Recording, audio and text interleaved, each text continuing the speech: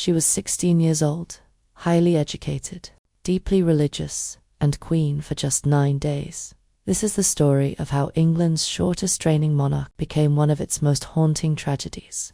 Lady Jane Grey was born in the autumn of 1537, during the reign of Henry VIII, into a devout Protestant family of exceptionally high status. Her mother was Lady Frances Brandon, the daughter of Mary Tudor, who was the youngest sister of Henry VIII. This made Jane the great-granddaughter of Henry VII, the first Tudor monarch. Her father was Henry Grey, the Duke of Suffolk, a powerful and well-connected member of the English nobility. She had 2 younger sisters, and the family lived at Bradgate House in Leicestershire. Lady Jane Grey was exceptionally well educated during a time when women were often denied schooling.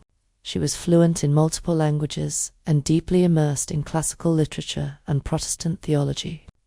Jane is said to have genuinely enjoyed her studies, preferring books and learning to the usual aristocratic pastimes of hunting and dancing. She was widely regarded as pious, cultured, and intellectually gifted. In 1547, when Jane was 10 years old, she was sent to the household of Thomas Seymour and his wife, Catherine Parr. Catherine shared Jane's religious convictions and intellectual interests. She took the young Jane under her wing, fostering her education and Protestant faith. When Catherine Parr died in childbirth in 1548, Jane served as chief mourner at her funeral.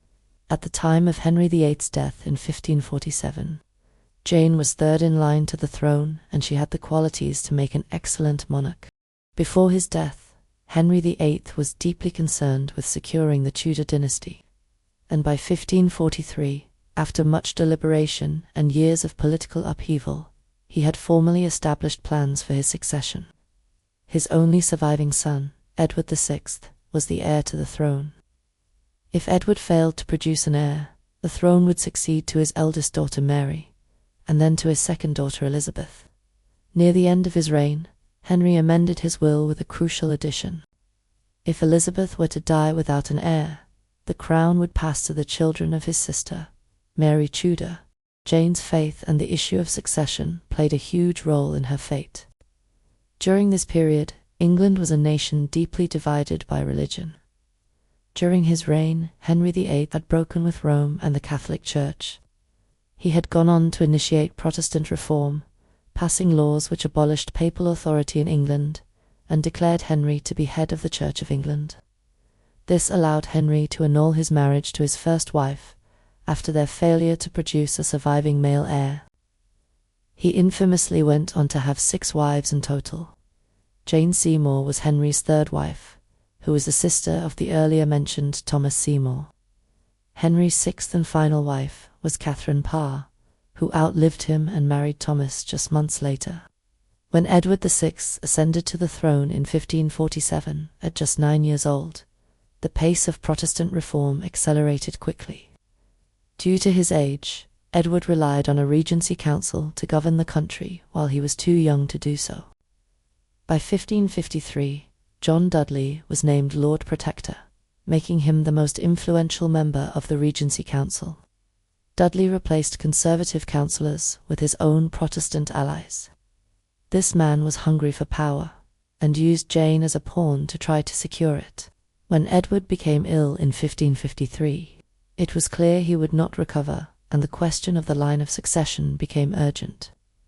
The Regency Council did not want Mary, a devout Catholic, to take the throne, because she would reverse the Protestant Reformation in England. Edward drafted a document known as the Devise for Succession in 1553. The line of succession was changed to prevent Mary from taking the throne, and Elizabeth was disinherited as well. Therefore, Lady Jane Grey was named as next in line for the throne. Disinheriting both Mary and Elizabeth made a lot of people very unhappy. Dudley had much to gain by Jane being next in line for the throne, because in 1553, Lady Jane Grey was married to Lord Guildford Dudley, who was John's son. This would make John Dudley the father-in-law to the person next in line for succession, solidifying his position as the most powerful man in England. Jane initially resented the idea. She was aware of her status, and the idea of marrying the youngest son of a duke was not an appealing prospect. Her parents had envisaged her to be married to her cousin, Edward VI. However, Edward was gravely ill, and the marriage between Jane and Guildford took place quickly in a magnificent ceremony. Their wedding day was shared with Jane's younger sister, Catherine, who married Henry Herbert, as well as Guildford's younger sister, who married Henry Hastings. Both Jane and Guildford were around 15 or 16 at the time. Jane went on to call herself a wife who loves her husband and expressed affection for him in her letters. The wedding took place within weeks of Edward VI falling fatally ill. He died on the 6th of July, 1553, and by the 10th of July, Jane was proclaimed queen. Jane was just 16 years old, and when the news of her ascension to the throne reached her, she was very distressed. She initially refused the crown, but eventually accepted under pressure from her father, much to the outrage of the Dudleys. Jane refused to give her husband the title of king. Support grew very quickly for Mary, from Catholics and those who believed she had the lawful claim to the throne. Dudley raised an army to capture Mary, and Mary wasted no time in summoning a larger army of her own. The council favoured Mary, and on July 19, 1553, Mary was proclaimed queen. Jane's parents abandoned her in support of Mary, in an attempt to save themselves from the dangerous position they were in. Initially, Mary had planned to spare Jane, accepting that she had been used as a political pawn in securing power for both Dudley and her father. Jane was imprisoned in the Tower of London within 2 weeks of arriving there to be proclaimed queen. Jane was held in the house of the gentleman jailer on Tower Green, a form of confinement reserved for prisoners of high status rather than a common cell. Her husband was imprisoned separately in the Beauchamp Tower. Jane was treated with relative kindness. She was permitted to walk along the Tower grounds and was attended by her own ladies-in-waiting. Queen Mary was reluctant to execute her cousin and initially hoped that Jane might eventually be spared. Her trial was delayed, in part because Mary believed that a formal conviction alone would be enough to satisfy calls for justice. Unfortunately, a series of uprisings against the Catholic queen unfolded, and Mary's hand was forced. Jane's father, Henry Grey, sealed his daughter's fate when he joined Wyatt's rebellion in 1554. Mary was forced to admit that Jane was too big a threat to ignore, as she was a symbol of Protestant reform. The Queen offered to spare the lives of Jane and Guildford if they converted to Catholicism. But Jane was a staunch Protestant and refused. Jane and her husband were sentenced to death. Guildford was executed earlier on the same morning as Jane, and she likely witnessed his body being taken to the chapel. On February 12, 1554, within the Tower of London, it is said that Jane faced her death with quiet dignity.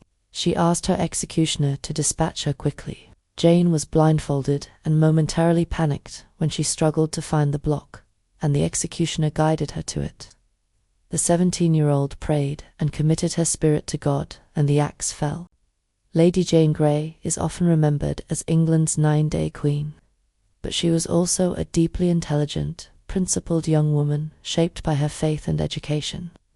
Jane neither wanted the crown or benefited from it. Her life was shaped, and ultimately destroyed, by the ambitions of men who used her claim to the throne to advance their own interests. Yet her story remains one of quiet strength, and her dignity endured long after the crown was taken from her.